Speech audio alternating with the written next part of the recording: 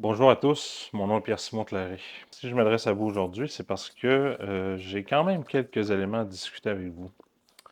La semaine passée, on m'avait remis un contrat, qui sera un contrat, prétendu contrat, j'oserais dire, entre l'Église essénienne chrétienne et les membres qui disposent de droits de jouissance au sein du village de l'Érable. Et disons que j'ai quand même pris le temps d'analyser un peu ce contrat.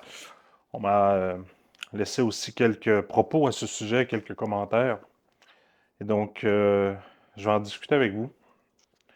Puis, pour la suite, je pense que je n'ai pas le choix aujourd'hui de vous donner un peu de formation de base sur les structures et peut-être l'économie de l'Église essénienne chrétienne. J'ai même avec moi mon tableau. Commençons par le début, si vous me le permettez. Donc, vous avez une structure qui s'appelle l'Église essénienne chrétienne. On comprend qu'on a la structure. Jusqu'ici, je pense que c'est très simple. À l'intérieur de cette structure, il y a ce qu'on appelle les actifs et ce qu'on appelle de l'autre côté le passif. Toujours, donc, de cette façon. L'actif, c'est, on va dire, les biens, l'argent, donc tout ce qui a de la valeur, tout ce qui amène de la valeur à l'Église essénienne chrétienne. Et les passifs, c'est tout ce qui fait réduire la valeur. C'est les dettes qu'on doit, c'est les prêts, etc. Donc, dans une bonne structure, il y a deux types d'actifs et deux types de passifs. Il y a celui qu'on retrouve à court terme, donc CT, et à long terme. Donc, on a de l'actif et du passif à court terme et de l'actif et du passif à long terme. La différence entre le court terme et le long terme, elle est très simple, 1 an. Donc, si vous savez à l'intérieur d'une année que votre actif, votre passif va avoir un roulement, normalement, on va le placer dans le court terme, dans le long terme. Ce qui m'amène à vous parler un petit peu plus en profondeur de quelques exemples à l'intérieur de l'Église essénienne. D'éléments, par exemple, qui relèvent de l'actif à court terme ou d'autres éléments qui relèveraient du passif à court terme, ainsi que ceux à long terme. Dans l'actif à court terme, entre autres, vous allez retrouver les liquidités. Donc, je vais l'écrire. Liquidité. Et dans le long terme, vous avez par exemple les immeubles. Une petite erreur de fraude. Comme ceci. Donc, on comprend qu'au sein de l'Église essénienne chrétienne, ici le village de l'Érable, il y a des liquidités dans le compte bancaire et il y a des immeubles. Ce sont deux exemples que j'utilise d'actifs, donc de biens dont l'Église possède. Dans le passif, ben, vous avez par exemple tout ce qui est fournisseurs, donc les dettes que vous devez à vos fournisseurs. Puis, dans le long terme, l'exemple qui me vient en tête, ça serait des prêts. Donc, ici, on a dans le passif les fournisseurs, ceux qui lui offrent des services à l'Église qu'on doit payer dans les 30 jours, à titre d'exemple, et les prêts, qui seraient des passifs à long terme. Maintenant, l'objectif n'est pas de vous donner un cours de comptabilité, c'est vraiment pour que vous puissiez comprendre un élément structurel important de notre Église, les liquidités. Une manière de créer des richesses, puis il y a différentes stratégies, c'est notamment d'améliorer les liquidités pour soit les réduire les prêts, soit aller construire des immeubles. Donc, en réduisant les prêts, on vient réduire la dette sur le long terme. On vient réduire donc ce qu'on doit dans le passif, ce qui augmente indirectement notre actif. Ou on peut aussi aller investir, par exemple, dans des immeubles, dans de la machinerie, et ça vient créer des actifs à long terme. Donc, on comprend que pour créer de la richesse, on essaie d'améliorer nos liquidités pour les transférer vers du long terme. C'est une technique parmi d'autres pour créer de la richesse à l'intérieur d'une structure, comme l'Église essénienne chrétienne. Ce qui m'amène sur le fait, ou la question suivante, qu'est-ce qui crée des liquidités. Qu'est-ce qui apporte des liquidités à l'intérieur de l'Église? Je vais vous répondre. Tout d'abord, l'ARA, il y a les formations, et c'est important de le dire, il y a les locations. Bon, je vais m'assurer quand même que vous voyez. Donc, pour générer des liquidités, donc des actifs à court terme, vous avez l'ARA, les formations et, par exemple, des locations. Comme les locations, ben, ça vient avec les immeubles. Ça prend des immeubles résidentiels pour avoir de la location. Or, il y a la situation particulière des gens qui ont des droits de jouissance, duquel je fais d'ailleurs partie. Les droits de jouissance, il a cette particularité-là qu'il vient donner, théoriquement, un certain actif à l'Église, qui est un immeuble, parce qu'il est construit sur son terrain. Mais l'Église, en fait, ne bénéficie pas de cet immeuble par l'intermédiaire du droit de jouissance, et c'est dans le nom. La personne qui dispose de la jouissance de l'immeuble, qui en est en fait l'utilisateur principal, dans plusieurs cas même la seule utilisatrice, la personne, ben, c'est le propriétaire du droit de jouissance. Il y aurait tout un débat autour de ce que constitue le droit de jouissance, mais ce droit de jouissance-là, en fait, il venait avec des différentes obligations lorsqu'on les lit et on les consulte. Et parmi les obligations que l'on retrouvait dans le droit de jouissance, il y en avait deux. La personne payait à l'Église un montant mensuel. Vous pouvez donner le nom que vous voulez à ce montant mensuel, mais le nom qu'on entendait le plus souvent, c'était la contribution communautaire. Mais en contrepartie, l'Église, elle, utilisait ces montants-là, soit pour améliorer son actif à long terme, soit générer de nouvelles liquidités, bref, améliorer ses structures à l'interne, et notamment maintenir les activités religieuses, car l'objectif d'une Église est de maintenir des activités religieuses. Or, le retrait du dossier en cours d'appel, que j'ai amplement parlé dans des précédentes vidéos, fait en sorte que les développements ici sont bloqués et les activités religieuses sont bloquées. Et l'administration actuellement en place ne prend absolument aucune disposition pour régler la situation. Donc, le droit de jouissance, sa particularité, c'est qu'il donne la jouissance d'un immeuble en essence d'une forme de liquidité qui était les contributions, que je vais ajouter ici. Les contributions.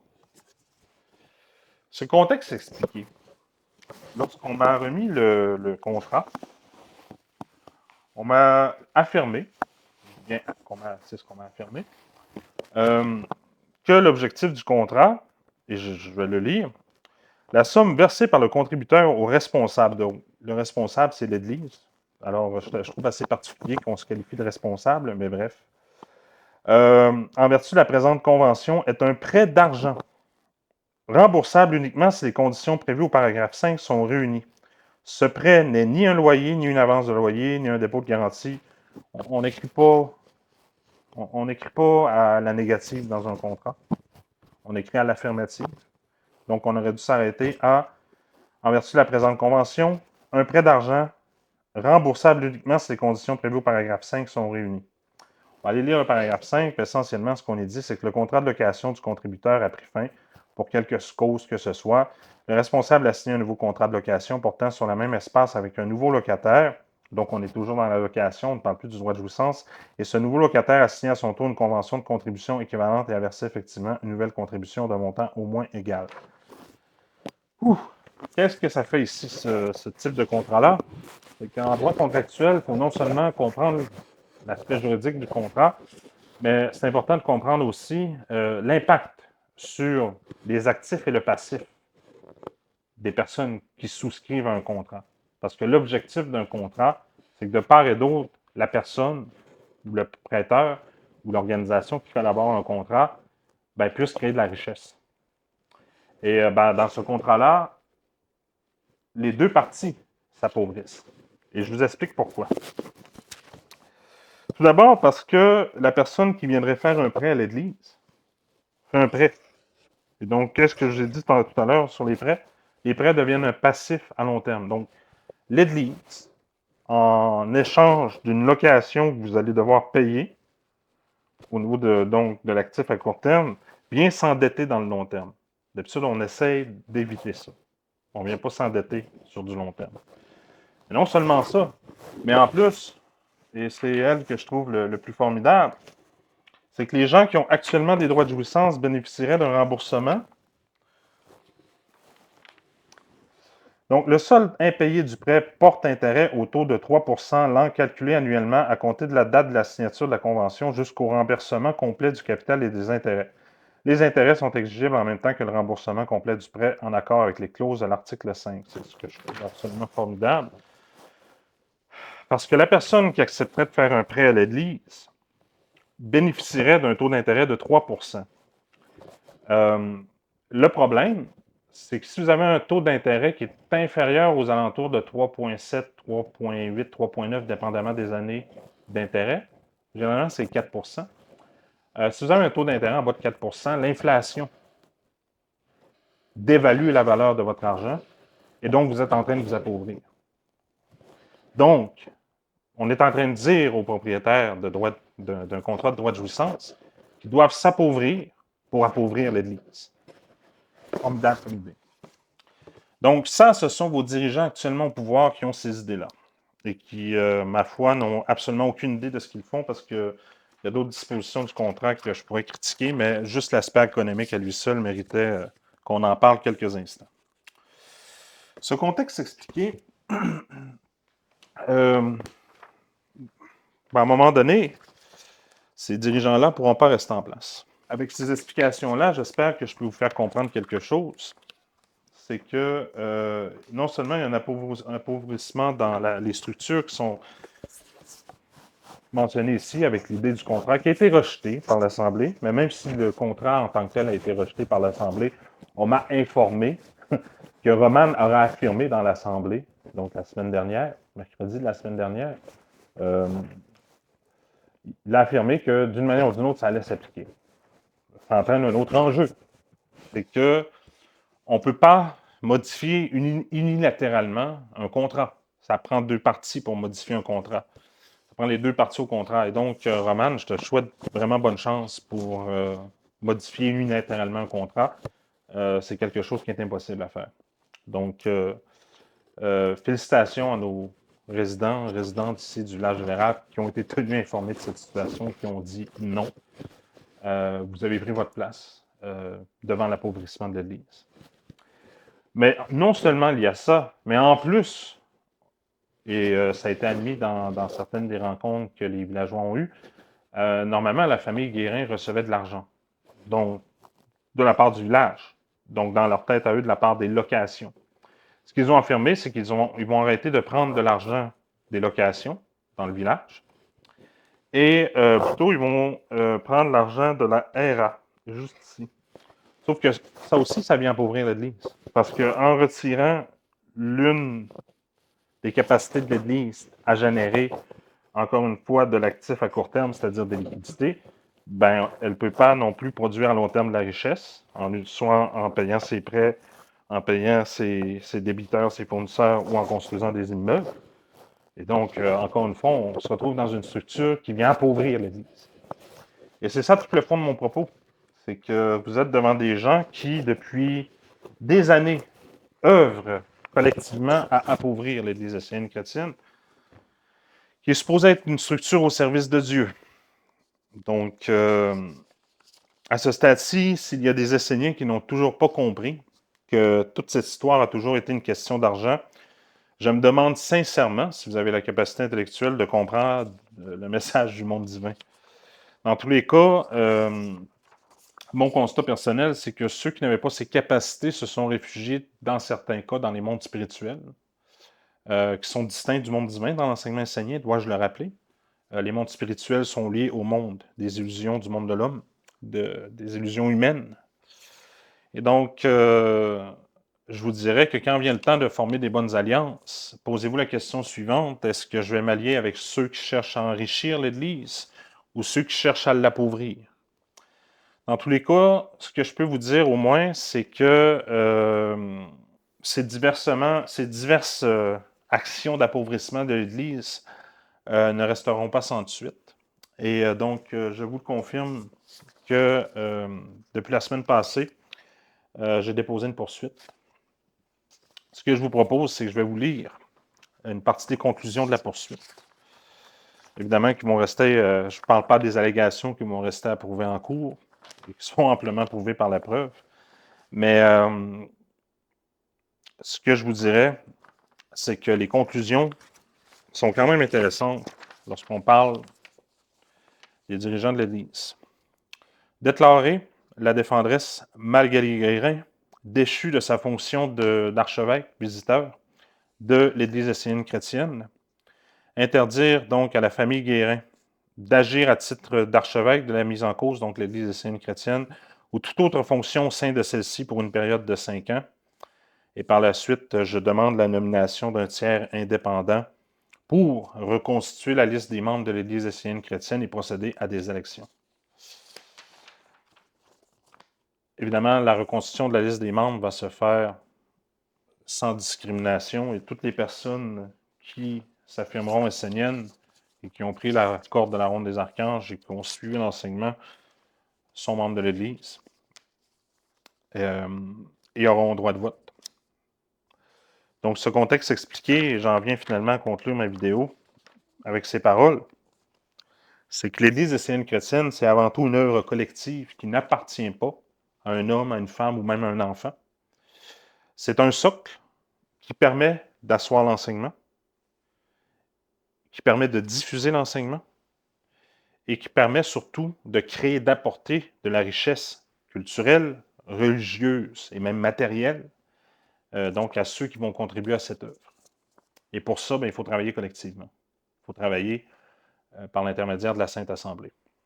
Et c'est donc vers cette Sainte Assemblée que je me tourne vers vous, membres de la Sainte Assemblée, pour que l'on œuvre à reprendre le contrôle des structures de l'Église essénienne chrétienne et à faire le ménage, si vous me permettez l'expression. J'ai besoin de votre aide, j'ai besoin de soutien financier parce que cette poursuite, bien qu'en travaillant dessus et en faisant une grande partie des préparations, j'ai probablement réussi à sauver des milliers de dollars. On continue d'être quelques personnes dévouées ici au sein du village de l'Érable à contribuer financièrement à cette poursuite, dont moi-même. Mais votre aide sera toujours la bienvenue. Que ce soit 100 €, 1000 €, ça fera toujours une très grande différence. Et c'est pour ça que vous allez retrouver dans les commentaires un lien vers PayPal, vers un compte PayPal pour les donations. Puis également, je vais déposer les documents de la poursuite que vous retrouverez dans un dossier de la Cour supérieure ici à Sherbrooke. Vous pourrez donc consulter vous-même le dossier. Par transparence, normalement, je vais également déposer les pièces. Et dernière chose, si vous avez des questions, je vais également laisser un courriel, encore une fois, dans les commentaires, pour que vous puissiez poser vos questions. Et des Esséniennes, entre autres, m'ont écrit pour me demander s'il y avait un coût fixe à cette poursuite. Et la réponse, c'est que je n'ai pas de coût fixe. Je ne serais pas capable de vous dire quels seront les coûts. Du moins à long terme. À court terme, ce que je peux vous dire, c'est que l'ensemble des coûts pour l'instant sont réglés. Donc, je n'ai pas de dette. Là. Les dernières factures pour déposer la poursuite ont tous été réglées. Facture d'environ 5 000 $ canadiens. Donc, tout ça est réglé. Mais d'autres factures vont venir au fur et à mesure des représentations et du dépôt de la défense. Donc, si défense il y a. Donc, voilà. Et dernière chose, si vous êtes au village de l'Érable